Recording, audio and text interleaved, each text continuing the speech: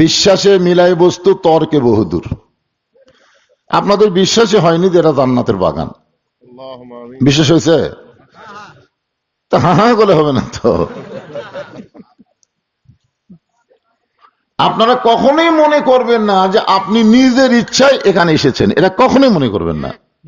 আপনাকে বিশ্বাস করতে হবে আল্লাহ তাআলা দয়া করে আপনাকে ভালো জায়গায় আসার তৌফিক দিয়েছেন। এটা আমার কথা না, আল্লাহ কোরআনে বলেছেন মা আসাবাকা মিন হাসানাতিন ফামিনাল্লাহ। হাসানা মানে বোঝেন? বান্দা বান্দির দ্বারা যখন কোনো ভালো কাজ হয়, এ কাজ বান্দা বান্দি করে না, বরং আল্লাহ করায়।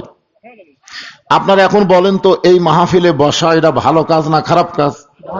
তাহলে এই কাজ কে করলো? আল্লাহ করালো। সবাই বলেন কে করলো? তাহলে এখন আপনারা বিশ্বাস করেন যে আল্লাহ যদি আমাদের প্রতি খুশি না হয়, রাজি না হয়, তাহলে ভালো জায়গায় আমাদেরকে আসবার দিতেন না। অনেক মানুষ কিন্তু আপনাদের এলাকায় বসবাস করতেছে না? সবাইকে আসবার পারছে?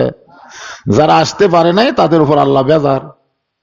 আমান আসাবাকা মিন সাইয়্যাতিন ফামিন নাফসিকা।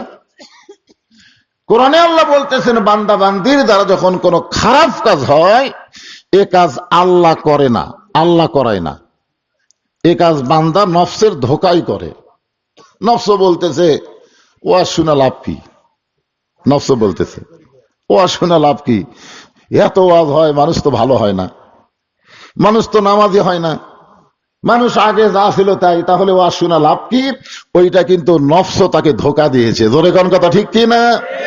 লাভ লস তুমি নিরূপণ করার কে? লাভ লসের মালিক হচ্ছে আল্লাহ। জোরে কোন কথা ঠিক? কথা বলেন।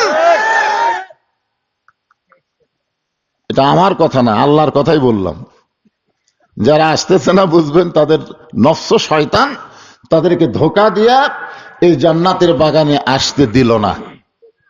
আর যারা এসেছেন তারা নিজেরা আসেন নাই, আল্লাহ তাআলা নিজে আপনাদেরকে নিয়ে আইছে। ধরে কোন সুবহানাল্লাহ। আমি আমার অন্তরের অন্তঃস্থল থেকে আপনাদের সবাইকে শুভেচ্ছা জ্ঞাপন করছি।